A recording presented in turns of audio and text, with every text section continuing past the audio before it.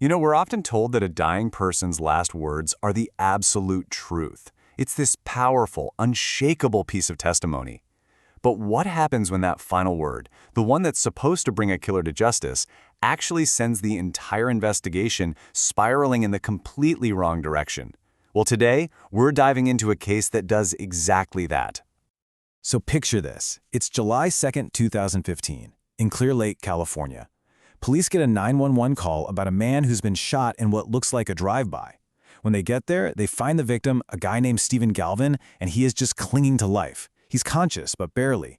And right as he's fading, he manages to give them one single cryptic clue about who did this to him. With just that one terrifying nickname, police think, okay, we've got our man. It kicks off this frantic race against time, and they're using the victim's own words to guide them. But as they're about to find out, that guide was leading them down a path with twists and turns they never could have seen coming. All right, let's go to the scene. First responders show up, and right away, things are weird. They know Stephen Galvin. He's got a bit of a reputation as a troublemaker. He's obviously in bad shape, says he's been shot, but when the officers look him over, there's nothing. No wound they can see, and even stranger, not a drop of blood. It actually wasn't until the paramedics got there that the horrifying truth came out. One of them, with a trained eye, finds this tiny, almost invisible entry wound and a matching exit wound on his torso. A small caliber bullet had gone clean through him, causing massive internal bleeding. By the time they found it, it was too late to save his life. But it wasn't too late for him to name his killer. Now that name, Cyclops, wasn't just some random shot in the dark. For the cops in Clear Lake, that name was like a giant homing beacon. It pointed them directly to one very specific and very well-known person. Their number one suspect, David Cox.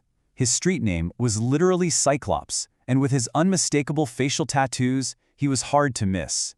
Plus, he was already on parole for violent crimes, so, to the investigators, a murder charge seemed to fit the pattern. As far as they were concerned, this was about as open and shut as a case could get. And the evidence against Cox just kept piling up. The person who called 911 backed up key details. They said they heard 2 shots and saw the tail end of a white truck peeling away from the scene. So now the drive-by theory had a getaway car and the police had their target. So, police track Cox to a house. They surround the place with a SWAT team, fully expecting a violent showdown with a man they believe is a cornered killer. But after this tense standoff, he just surrenders. No fight. And his calm demeanor was the first thing that just felt off. It wasn't what they were expecting at all. So they get him in custody, and he's facing a dying man's accusation, and he's just calm. He consistently says he didn't do it. He knew they thought he was a murderer, but he acted like he had no clue why. This wasn't the reaction of a guilty man. It was the very first crack in what seemed like a rock-solid case. Okay, so let's move to the station. Under the bright lights of the interrogation room, that one little crack in the case, well, it's about to spiderweb into a whole mess of doubt. One of the other people they arrested with Cox was adamant that they had the wrong guy. He keeps insisting Cyclops is innocent. But when the detectives push him, asking, okay, so who was it? You could just see the fear wash over him. He was too terrified to say another word, clearly worried about what would happen to him if he did. So you've got this tug-of-war happening. On one side, you have the victim's last word. I mean, that's about as powerful as evidence gets. But on the other side, you've got Cox just calmly denying everything and this other witness who's scared out of his mind. Both of those things were starting to poke some serious holes in the police's neat little theory. The whole case was starting to fall apart, but the police needed more than just a gut feeling that something was wrong. They needed a new direction, and, believe it or not, that new direction was about to come from a very surprising source: David Cox's ex-girlfriend. She just refused to believe David was capable of murder, so she started doing her own investigation. She actually went to the detectives, and even though she was just as scared as the other witness, she finally gave them what they needed: a brand new name to look into: Billy Mount. And this is where the whole case just gets turned on its head. When they look up this Billy Mount guy, he's a dead ringer for David Cox. Both have shaved heads, tons of facial tattoos, and you guessed it, long, violent criminal records. All of a sudden, this idea of a tragic mistaken identity, it's not just possible, it's incredibly plausible. Especially if you're the victim, in a moment of sheer panic looking out of a moving car. But she gave them more than just a name.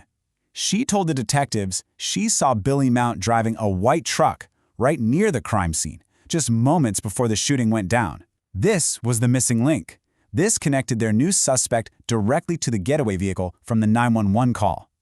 So now the police have two suspects who look almost identical and a whole lot of conflicting stories. The case is basically at a standstill. It's one man's word against a dying man's. And then a single phone call comes in that blows the whole thing wide open.